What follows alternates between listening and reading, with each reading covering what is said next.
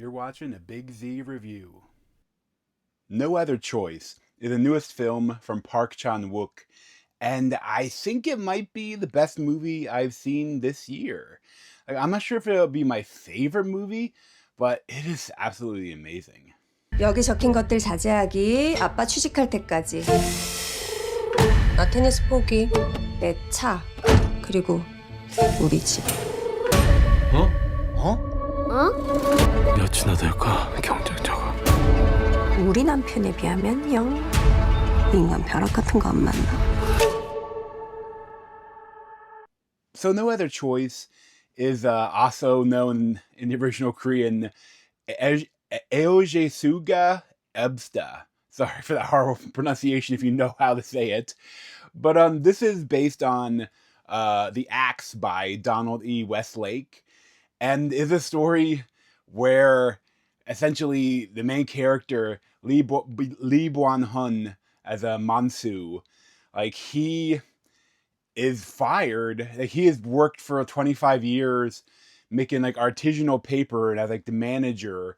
And at the beginning, he's preparing a speech to give to the new owners, the American owners that are buying the company, that like, I'm not going to fire all these people. And that's how he starts. I'm going to fight for them.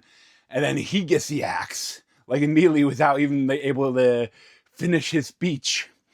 And so like, then like it's the whole movie is him like dealing with being unemployed in his family and maybe having to sell the house and everything's going wrong and the lengths he will go to fight for his life and his family.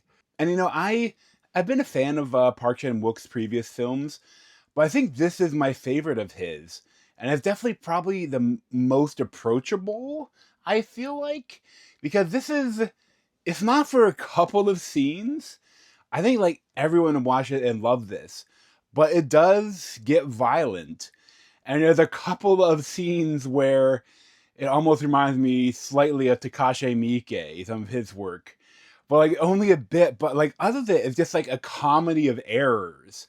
Like it's really funny, but it's also like so intelligent and creative. And it's throughout the film there's like really interesting editing and camera work, and the acting is superb. Like Lee Byung-hun is really good, and so is his wife, Son Ye-jin as Miri. Essentially, it's been like a year without getting a new job, and there's a limited amount of paper companies anymore. So like he decides to put an ad in like the paper magazine that like all the paper people get, and it puts an ad for like red pepper paper, and if looking for people that get applications for the new manager, and he uses that to look like he comparing his resume to their resumes, and it's like, I think I'm better than this one. Oh no, he can fluent in Japanese and he worked there. Okay, yeah, I can move over there. I guess I only have to kill these two. I think if I kill these two and the other manager in one of the bigger paper companies, I have a chance. And like, what is so much things go on throughout the film. I don't want to spoil too much, but if you are interested at all in that premise, like you really should just watch it without knowing much about it if you can. Like even like the trailers, pretty much what I've mentioned is all in the trailers, but like the trailers don't really show. It's just how funny some of it is, and it's funny it's like there's the main thing is like the first people that the first guy he goes after is a mess, and like he sees himself in him, and he's like wants to just go kill him, but he keeps getting like, oh, they're gonna see me fall down, and like, and so he's watching them, this guy and this crazy wife, that like, and they're interacting, and like he kind of starts singing that like, is that what I am like so, but it's just stuff that happens there is so insane. Like there is a fight scene kinda with all these groups that is just so ridiculous and funny. But like sometimes I almost wish that there's a version of this movie where he doesn't succeed in killing anyone and learns to be better somehow, or like or all the people die accidentally while he's trying to kill him or something. But that's not what it's trying to do.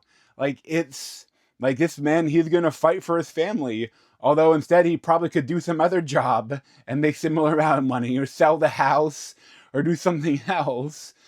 But like, I really like so many different things it did throughout the film. This really is like a masterpiece. Like, there's so many different aspects of the film that you could talk about. Like, he has this one child that's like not his, although the kid doesn't know. Like, he was like 2 when him and the wife got married, and like he's trying to figure out a way to come up with money for their family.